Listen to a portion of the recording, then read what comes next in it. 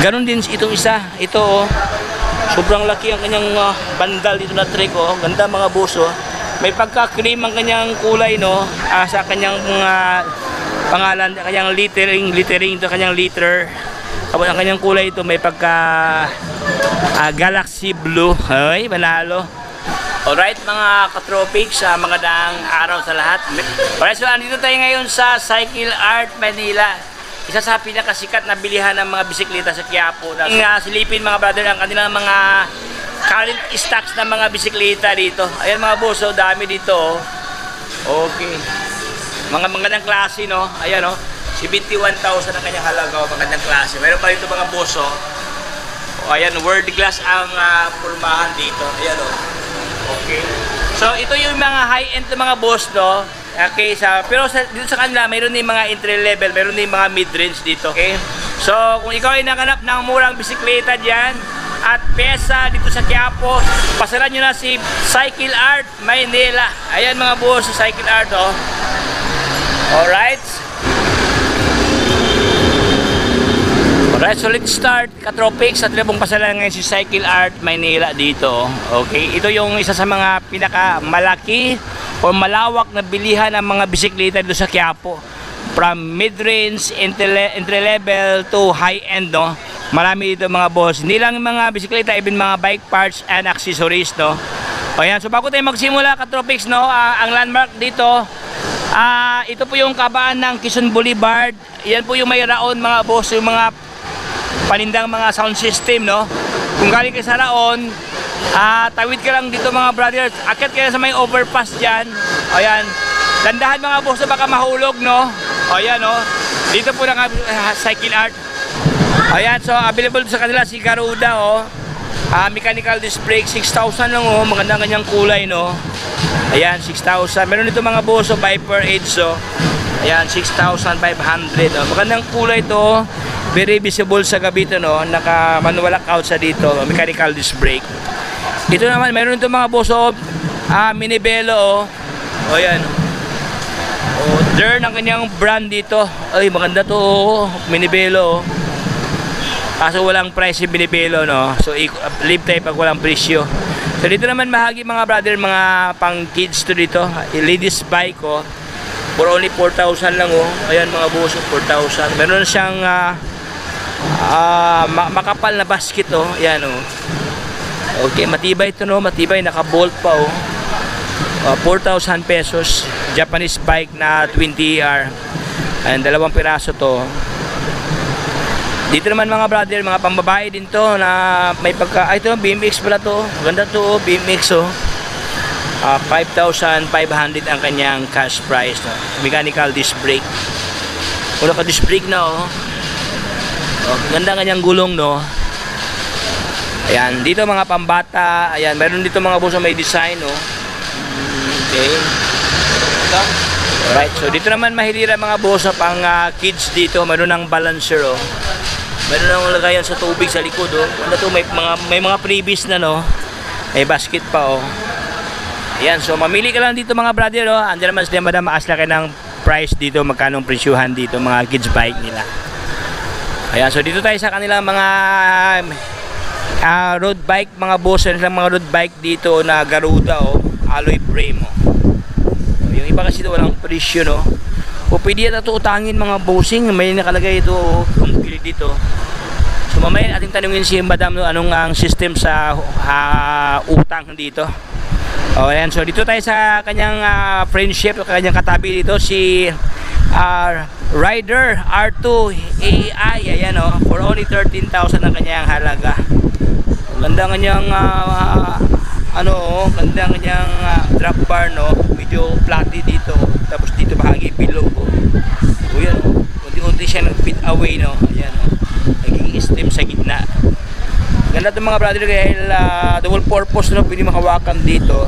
Ayan, hindi ka maano dahil medyo flatted siya dito. Ayan, so ito naman siya naka 1 by, hindi pa siya halo tingin, naka square tapered pa siya dito. Okay, 13,000 pesos. Okay, ito isa 12,000 oh. road bike mga brother. Mitch ang kanyang pangalan sa kanyang frame dito. Ang kanyang halaga is 105,000 ang kanyang cash price dito. So ang kanyang gulong dito, malamang mostly kasi mga bossing nasa mga 26 lang no, by 4.0. Pero ito pala pansin ko medyo malaki ito mga boss. Ating silipin ang kanyang size. Ito pala 27 na pala siya oh.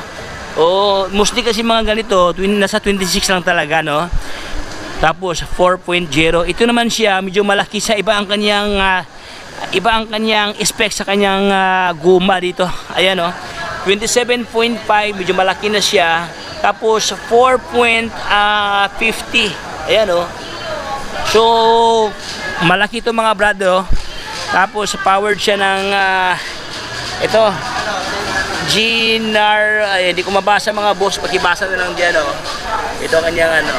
Okay, malapad ang kanyang knobs dito. Ganda ito pang trail no. 1 by. Alright, so SRAM na pala to oh.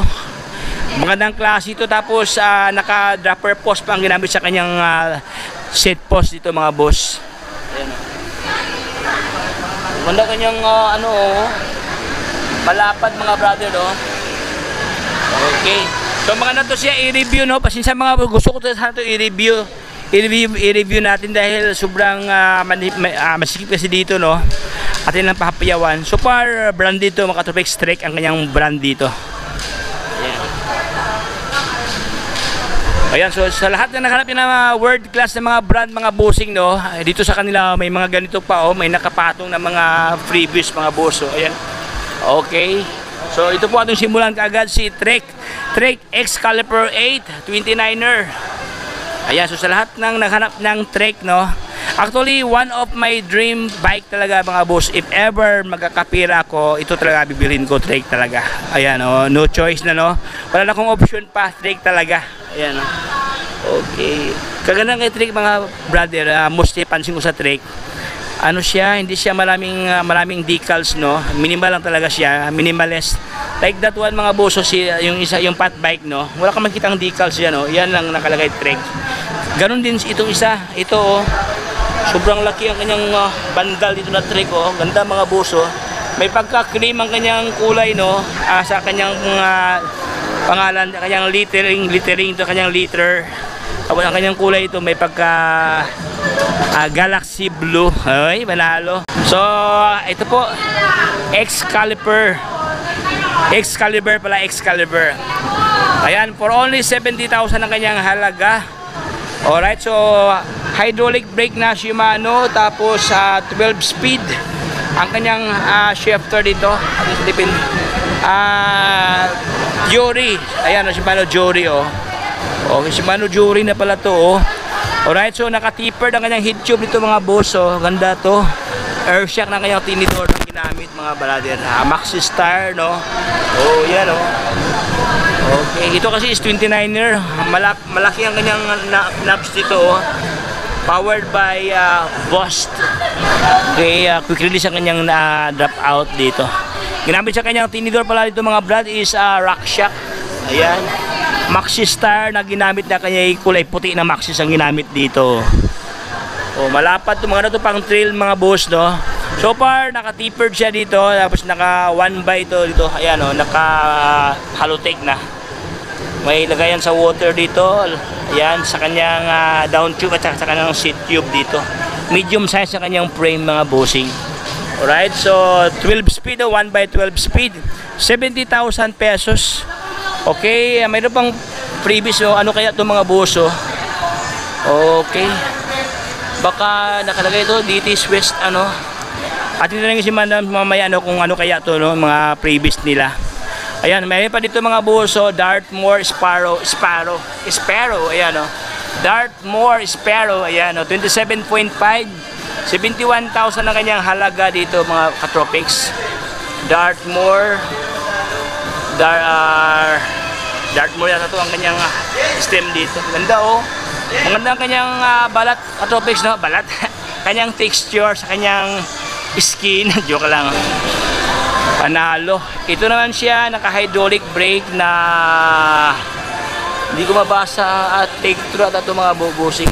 Ayan o. Tapos Ganda kanyang ating silipin ang kanyang ano, no, components dito. Pasensya mga brado, hindi ko makikita kasi sobrang itim kasi niya. Ayan. Basta maganda siya, no? Ano siya? Ano to? 1x. Halotech na kasi to. Halotech na 1x.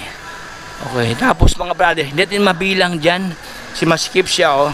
So yun, kayo na magpunta dito mga brother, no? Pwede nyo tawagan si Cycle Art. Ilagay ko lang ang kanilang contact number para pwede nyo tawagan regarding sa specs ni Dartmoor. Basta ang kanyang halaga is 71,000 ang kanyang cash price dito. O yun, no? Guma niya is Trail Boss ang ginamit dito. May nakalagay 24, 27.5. O yan, no?